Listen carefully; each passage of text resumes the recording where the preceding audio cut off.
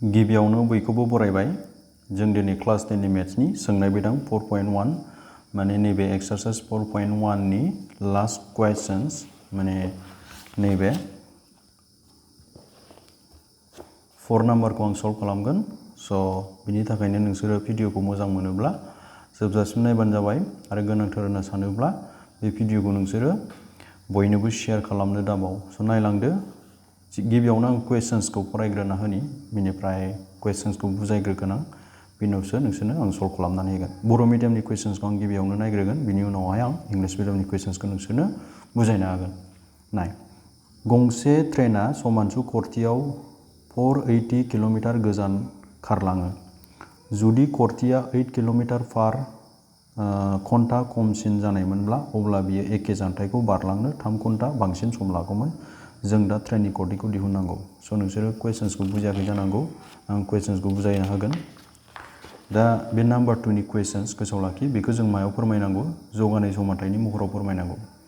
जों जौगानाय समानथायनि महराव फोरमायनो हाबानो जोंहा एन्सारा मोनहैगोन आरो बा इंलिश मिडियामनि क्वेश्चन्सखौ नायलाय मा होनना बुंदों A train travels a distance of 480 km at a uniform speed. If the speed had been 8 km per hour less, then it would have taken 3 hours more to cover the same distance. We need to find the speed of the train. So, जोंहा बर' मिडियामाव जेरैहाय जौगानाय समानथाय महराव फोरमायनांगौ थिग बेबायदिनो इंराजि मिडियामावबो जों बे सिचुएशन्सखौ in the form of quadratic इक्वेशन्सआव फोरमायनो हानांगौ रिप्रेजेन्ट खालामनो हानांगौ होमबानो जोंहा एन्सारखौ मोनहैगोन स' नायलांदो क्वेश्चन्सखौ आं गिबियावनो बुजायना होनि स' बावहाय जोंनो मोनसे ट्रेननि खोथा बुंदों माने गंसे ट्रेना मा होनो एखे गोख्रैथियाव खारलाङो माने समानसु खरथियाव खारलाङो इउनिफर्म स्पिडाव खारलाङो होनना बुंदों माने बियो जुदि मोनसे स्पिडावनो खारलांबाय थादोंब्ला जेनेबा खम खाराखै बारा खाराखै मोनसे स्पिडावनो खारबाय थादोंब्ला जों बेखौ मा होनना बुङो समानसु खरथियाव खारदों होनना बुंगोन माने इउनिफर्म स्पिडाव खारदों होनना बुंगोन ट्रेना बेबायदिनो खारदोंनो आरो माने एखे स्पिडावनो खारलांबाय थायोनो आरो बेनिफ्राय बेसे जानथाया जोंहा बेसेनो हमना लाबाय बे जानथाया नैबे बेनिफ्राय बिसिम जानथायखौ जोङो मा हमसै 480 किल'मिटार होननानै हमसै दे बेसे किल'मिटार 480 किल'मिटार माने 480 किल'मिटारखौ ट्रेना हान्थिदोंनो बेखिनिखौ नोंसोर 480 किल'मिटार होननानै सानना ला बेखिनि डिस्टेन्सखौ दानिया कन्डिशनाव मा होनना बुंदों जे जिहेतु बियो बे लामाखौ मोनसे स्पिडजों हान्थियो अबेबा जायगायाव खम खारदों अबेबा जायगायाव बांसिन स्पिडजों खारदों बेबायदि नङा मोनसे स्पिडजोंनो खारो ओंखायनो जोंहा बावहाय मोनसे सम लागोन बेखौ खारनायाव जोंहा मोनसे सम लाखागोन नङा होमबा मोनसे स्पिडजों खारब्लाबोथ' मोनसे सम लागोन ना 480 किल'मिटार जानथायखौ हान्थिनायाबोथ' ट्रेमालि नङा बिनिफ्राय बिसिम थांनायाव बियो 480 किल'मिटार जानथाय हान्थिनायाव बेनिबोथ' मोनसे सम लागोन बै मोनसे समखौ जोङो दायो मिन्थिथ'वाखै नाथाय मा होनना बुंदों बिसोरो जे जुदि बे जानथायखौ जुदि 8 किल'मिटार पार आवार घन्टा जुदि खमसिन स्पिडजों खारोब्ला अब्ला बेसे बारा सम लायोनो 3 घन्टा बारा सम लायोनो बुजिदोंना क्वेश्चन्सखौ बे जानथायखौ फार्स्टआव खारनायाव जेसेबां सम लायो जुदि बेखिनि जानथायखौ 8 किल'मिटार पार आवार घन्टा स्पिड खमसिन स्पिडजों गारिखौ सालायोबा ट्रेनखौ सालायोब्ला बेसेबां सम बारा नांगौ जायोनो 3 घन्टा सम बारा नांगौ जायोनो आं सानो नोंसोर बुजिबाय होमब्ला जोंहा माखौ दिहुननांगौ ट्रेननि गोख्रैथिखौ दिहुननांगौ खरथिखौ दिहुननांगौ वी हेभ टु फाइन्ड द स्पिड अफ ट्रेन दा बेवहाय जोङो ट्रेननि गोख्रैथिखौ मिथिया ओंखायनो आं गिबियावनो हमना लाग्रोगोन ट्रेननि गोख्रैथिखौ x होननानै हमना लाग्रोगोन आरो गोख्रैथिनि सानगुदिया स्पिडनि सानगुदिया जेब्लाबो गोसोआव लाखि किल'मिटार पार आवार बे जाबाय गोख्रैनि सानगुदि माने स्पिडखौ बे सानगुदियाव सुनाय जायो जेरै जों गिलिरखौ मायाव सुनाय जायो लिरथायखौ ग्रामाव सुनाय जायो केजियाव सुनाय जायो नङा होमबा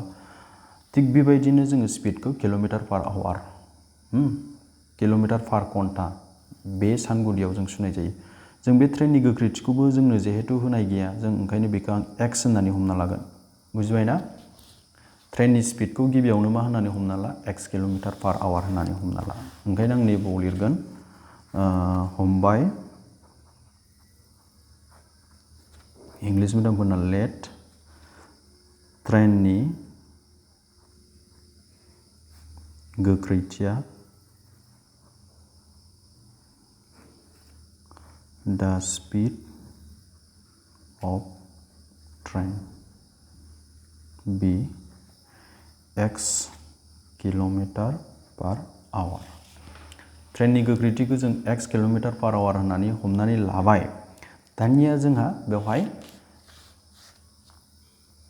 बे ट्रेना नैबेनिफ्राय बिसिम खारनायाव बेसे स्पिडजों खारदों फार्स्टआव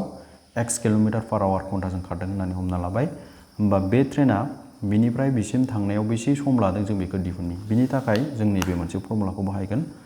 गोख्रैथि जायखौ जोङो स्पिड होनना बुङो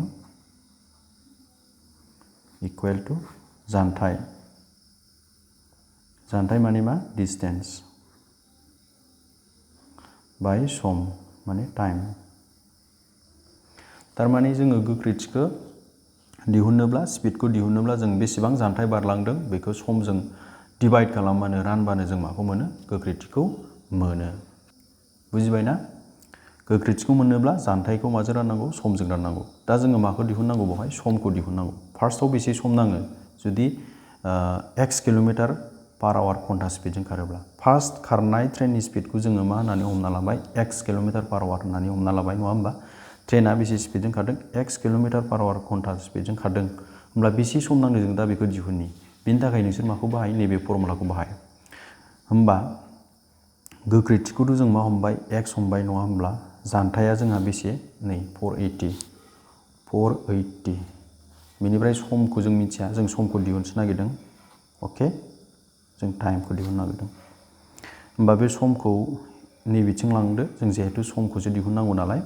अके टाइमखौसो दिहुननांगौ नालाय होमबा समखौ बिथिं लांबा बे एक्सखौ बिथिं लाबो माने समजों एक्सजों माल्टिप्लाइ जागोन सम डेट इज टाइम इनटु एक्स इकुवेल टु बिथिं मा थागोन अनलि 480 देयरफर सम जायखौ जों टाइम होनना बुङो बे टाइमखौ दिहुनोब्ला जोङो बे 480 जों माखौ डिवाइड खालामनांगोन 480 खौ एक्सजों डिवाइड खालामनांगोन बे एक्सआ आथिं लांबा डिवाइड जासिगोन थारमाने समखौ दिहुनोब्ला जोङो जानथायखौ माजों राननांगौ डिस्टेन्सखौ गोख्रैथिजों स्पिडजों राननांगौ होमब्ला फार्स्टआव बेसे सम नांदों नै बेसेबां सम नांदों 480 बाय एक्स सम नांदों बुजिदोंना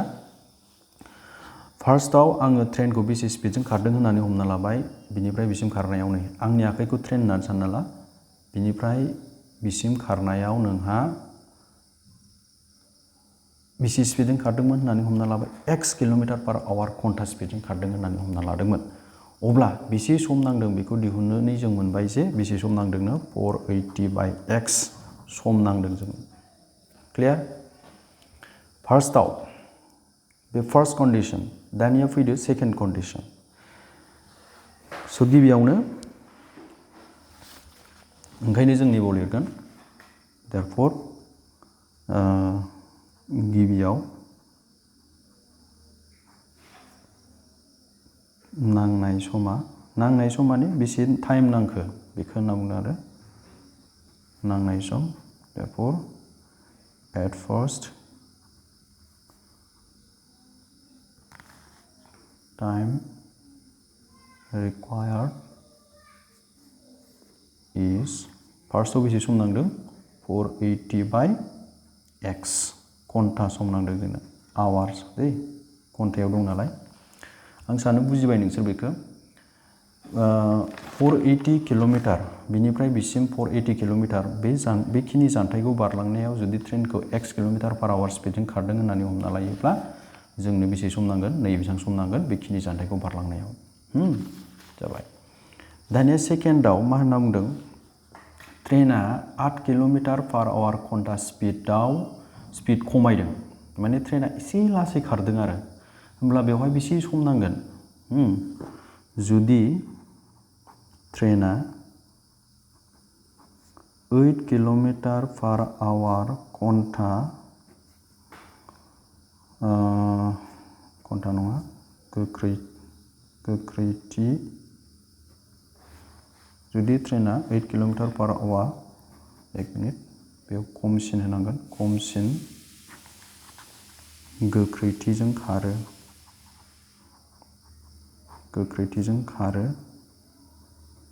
अब्ला नांनाय सम So English mediumफोरा बिदि लिरबानो जाबाय if train runs with 8 km/h less speed then time required is बा जोंनो बेसे सम नांगोन जों बेखौ दानिया दिहुनसै ट्रेना बेसे खमसिन स्पिडजों खारदों 8 km/h खमसिन गोख्रैथिजों खारदों माने 8 km/h खमायदों जेनेबा साप'ज 1 मिनिट स्पिडा जुदि फार्स्टआवहाय 20 km/h स्पिडजों खारदोंमोन आरो ट्रेना बा 8 किल'मिटार खमायबा बेसे जागोन 20 माइनास 8 km/h घन्टा जागोन ना जाया माने 16 km/h जागोन ना बेबायदि आरो होमबा नायलाय नोंसोरो आं बुजायबावगासिनो दङ फार्स्टआवथ' बियो बेसे स्पिडजों खारदों x km/h घन्टा स्पिडजों खारदों फार्स्टआव बेसे स्पिडजों खारदों x km/h घन्टा गोख्रैथिजों खारदों जायखौ जों नैबाव हमनानै लाखादों नाय दानिया जे बियो 8 km/h घन्टासिन खमजों खारबायना होमबा स्पिडा बेसे खमायगोन फार्स्टआव बेसे स्पिडजों खारदों नैबेसेबां स्पिडजों खारदों दानिया बेसे खमायखो 8 खमायबाय स्पिडखौ थारमाने स्पिडा बेसे जाखो x - 8 km/h जाबाय बुजिदोंना जेनेबा नैबावखौ नाय बेखौ होमबानो बुजिगोन नोंसोरो फार्स्टआव 20 km/h स्पिडजों खारदोंमोन बियो ट्रेना उनावहाय 8 km/h खमायना होबाय स्पिडखौ होमबा बेसे जागोन स्पिडा 20 - 8 माने 16 km/h जागोन ना थिग बेबायदिनो आरो जुदि स्पिडा फार्स्टआव x मोन जिहेतु फार्स्टआव स्पिडा x मोन उनावहाय बेसे खमायदों 8 खमायदों नालाय ओंखायनो मा जागोन स्पिडा खमायनानै x - 8 km/h जागोन होमबा जों गोख्रैथिखौ मोनबाय गोख्रैथिखौ मोनबाय जोङो दै गोख्रैथिखौ मोनबाय नैबे फर्मुलाया बेमोन गोख्रैथिखौ जों बेसे मोनखो गोख्रैथिखौ जों बेसे मोनखो x - 8 मोनबाय गोख्रैथिखौ जों x - 8 मोनबाय बेनिफ्राय जोंहा फर्मुला बेनो जानथाया बेसेमोन 480 बेनिफ्राय सम जों बे समखौ दिहुननो थांगासिनो दङ अके आं सानो बुजिबाय नोंसोरो थारमाने आं मा दिहुननो नागिरदों ट्रेना 8 km/h स्पिडजों खारोब्ला 8 km/h खमसिन स्पिडजों खारोब्ला बेसिम सौहैनायाव बेसे सम लागोन दायो आं बेखौ दिहुननो नागिरदों होमबा बिनि थाखाय बेसे सम लायो जुदि एसे खमसिन स्पिडजों खारोब्ला बेसे सम लायो बेखौ दिहुनोब्ला जोङो माखौ मिथिग्रोनांगोन गोख्रैथिखौ मिथिग्रोनांगोन बेनिफ्राय जानथायखौथ' अलरेडि मिथिना दंखायो जोंहा नै बा जोंहा गोख्रैथिखौ मिथिबाय जे बेसे जादों x - 8 बेनिफ्राय जानथाया बेसे 480 समखौ जों दिहुनसै होमबा जोंहा समा बेसेबां जागोन बेवहाय 480 डिवाइडेड बाय मा जागोन x - 8 जागोन जेरैहाय बेवहाय जादोंना 480 डिवाइडेड बाय x जुदि 8 km/h खमायोब्ला x - 8 जागोन बे स्पिडनि जायगायाव बुजिबायना होमबा बेसे सम नांगोन 480 x - 8 सम नांगोन नै बावहाय बेसे सम नांदों 480 बाय x स्पिडमोन बियो नैबावहाय बेसे सम नांदों 480 बाय x - 8 खमायबाय थारमाने स्पिडा अके घन्टा बाहाय आवार लिरबानो जाबाय दानिया नायदो जोंनो बेसे सम नांदोंनो बेसे सम बारा नांदोंनो आं बेखौ लिरना होग्रोनि नायदो सोंलु बायदिब्ला एकर्डिं टु कुवेश्चन्स बेसे सम बारा नांदोंनो 3 घन्टा सम बारा नांदों 3 घन्टा सम बारा नांदों थारमाने नै एकर्डिं टु कुवेश्चन नै बेखौ बुजायदों दै आं बेखौ बुजायगासिनो दं जों बिदि लिरनो हायो सोंलु बायदिब्ला मानो नैबे जाबाय सेकेन्ड टाइम खारनायाव नांनाय सम नैबे जाबाय फार्स्ट टाइम खारनायाव नांनाय सम नोंसिनिबा बुं दे सेकेन्ड टाइम खारनायाव बांसिन सम नांदों ना फार्स्ट टाइम खारनायाव बांसिन सम नांदों स्पिडा बबेयाव खमायदों बेयाव सेकेन्डआव खमायदों नङा होमबा स्पिडा सेकेन्डआव खमायदों स्पिडा सेकेन्डआव खमायनाय माने बेवहाय बांसिन सम नांनाय अके फार्स्टआवथ' स्पिडा खमायाखैमोन एक्सआनोमोन उनावहाय स्पिडा खमायनानै x - 8 जाबाय होमबा नोंसिनिबा बबेयाव बांसिन सम नांगोन जेरावहाय स्पिडा खमायदों नोंसोरथ' मिथिखायो आंनि आखाइखौ नाय दायो बेखौ बुजिनो थाखाय दायो हमना लाबाय नैबे ट्रेननि स्पिड नङा होमबा बावहाय बेसे सम नांदों 480 बाय x सम नांदों घन्टा सम नांदों दायो आंनि आखाइखौ ट्रेन होनना सानना ला एसे खमायबाय स्पिडा नै एसे खमायबाय होमबा बावहाय बेसे सम नांदों 480 बाय x - 8 सम नांदों होमबा नोंसिनिबा बबेयाव सम बारा नांदों सेकेन्ड टाइम खारनायाव एसेबाबो बांसिन सम नांदों नङा होमबा मानो होनबा बेवहाय एसे लासैसिन खारदों होमबा बेवहाय नैबिसिनि स्पिडजों खारदों जेनेबा नै बेवहाय ओरैबायदि खारदों सेकेन्ड टाइमाव होमबा सेकेन्ड टाइम खारनायाव जोंहा बांसिन सम नांदों। होमबा बांसिन सम नांनायनिफ्राय खमसिन सम नांनायखौ जों माइनास खालामबानो जों बेसे बारा सम नांदों बेखौ मोनगोन ना। हमना लाबाय फार्स्टआव एसे स्पिडजों खारनायाव 5 घन्टा सम नांदों। हमना लाबाय सेकेन्डआव एसे लासैजों खारनायाव 7 घन्टा सम नांदों। होमबा 7निफ्राय बे 5खौ माइनास खालामबा बेसे मोनो जों 2 मोनो। होनबा 2 घन्टा बारा सम नांनायखौ मोनगोन ना मोना? बारानिफ्राय खमसिनखौ माइनास खालामनांगोन ना नोङो, होमबासो बारा सम नांनायखौ मोनगोन ना। खोथाखौ बुजिबाय ना? ओंखायनो जों बेवहाय मा खालामदों 480 x माइनास 8आ जाबाय सेकेन्डआव नांनाय सम, 480/x आ जाबाय फार्स्ट खारनायाव नांनाय सम। सेकेन्ड खारनायाव जिहेतु जोंहा बारा सम नांदों ओंखायनो बारानिफ्राय जों माखौ माइनास खालामदों, सिगांनिखौ माइनास खालामदों। आरो बेसे सम नांदोंनो 3 घन्टा बारा सम नांदोंनो, बेखौ अलरेडि होनाय दंखायो। स' आं सानो नोंसोर बुजिबाय। होमबा जों बेखौ मा महराव लाबोनांगौ, नैबे महराव लाबोनांगौ ax² + bx + c = 0 महराव लाबोनांगौ। होमबानो जोंहा बास एन्सारा जोबहैबाय। बेनि थाखाय मा खालाम नोंसोरो, नैबे x - 8 आरो x बे मोननैखौ नोंसोरो मा खालाम, दुसासा ला, माने LCM ला। अके, नङाब्ला मोनसे खामानि मावनो हायो नोंसोरो, बे x - 8 आरो x खौ दाननो थाखाय नोंसोरो मा खालाम, सरि 1 मिनिट, गोजौआवबो गाहायावबो x - 8 सानजाबनानै हो, माने माल्टिप्लाइ खालामना हो। गासैजोंबो मा सानजाबना मा माल्टिप्लाइ खालामनांगौनो, x - 8 बुजिदोंना? 3जोंबो x मा x - 8 गासैजोंबो मा माल्टिप्लाइ खालामना हो, नैबे x - 8खौबो आरो x खौबो सानजाबना हो। थारमाने बा जों गासैजोंबो सानजाबाय गोजौआव x - 8 x - 8 आरो 3जोंबो x - 8। होमबानो दानजाबायना नै x - 8 दानजाबाय, x दानजाबाय, बेखौ जों दाननो हाला। होमबा मा थाखो 480x थाबाय, बावहाय मा थाखो 480 आरो x - 8 थाबाय। बिथिं थाबाय x जों x सानजाबदो, माने माल्टिप्लाइ खालामदो, x² मोनो, x जों 8 जों सानजाबा 8x मोनो। अके, नाव नायदो ब्रेकेट बोखारबा बेजों मा जागोन, 480 जों x जों 480x जागोन। बेनिफ्राय नैबे माइनास, बे माइनास जोंहा प्लास जागोन। 480 जों 8 जों माल्टिप्लाइ खालामसै, बेसे मोनो 48 × 8, 8 8 जा 64, 48 जा जोंहा 32 जायो, 32 + 6 384। अके, होमबा जों बेवहाय बेसे मोनखो 3840 मोनबाय। बेजों 3 जों x² जों 3x², बेनिफ्राय 3 जों 8 जों जोंहा 24x मोनगोन। अके, होमबा नायदो दानिया बेयावबो माइनास 480x, बेयाव प्लास 480x, बिसोर मोननैजों दानजाबाय। होमबा नोंहा मा थाखो अनलि 3840, बिथिं थाबाय 3x² - 24x।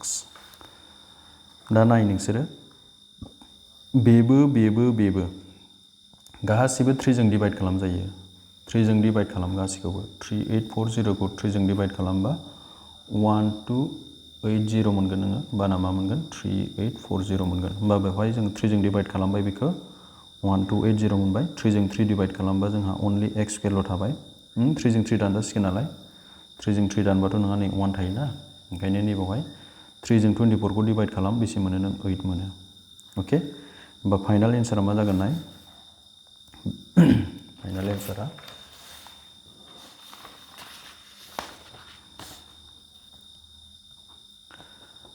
बेखौ आं बिथिं बारनोसै। होमबा बिथिंबा थाबाय 0 थाबाय, बिथिं नै बेखौ बिथिं बारबाय दे, बेखौ बिथिं बारबा मा जागोन, बेयो माइनास। होमबा जों बेखौ मा लिरफिननो हायो, नैबिदि लिरफिननो हायो, = 0। स' बेनो एन्सार। जों बेखिनिसिम मोनहैबानो जोंहा एन्सारा मोनबाय। अके, मानो जोंखौ नैबे महराव दोननो थिनखादों, जौगानाय समानथाय महराव फोरमायदों नालाय, जों बेनिफ्राय x नि मानबो दिहुननाङा, जेबो मान दिहुननाङा, होमबानो जोंहा एन्सारा जोबहैबाय। स' जुदि बुजियाखैबा भिडिअखौ गले गले बोनानै नायफिनबानो जाबाय। जुदि बुजिबायब्लाथ' जेबो नङा, जायफोर बिथांमोना बुजियाखै बिसोर भिडिअखौ गले गले बोनानै नायफिनबानो जाबाय। आसा खालामो आंनि बे भिडिअआ नोंथांमोननि अनसायनाय मोनगोन, आरो नोंथांमोना जुदि भिडिअखौ मोजां मोनब्ला लाइक खालामनो दाबाव, आरो आंनि चेनेलखौ साबस्क्राइब खालामाखैबा चेनेलखौ साबस्क्राइब खालामनानै लाबानो जाबाय। स' दिनै बेखिनियानो। Thank you.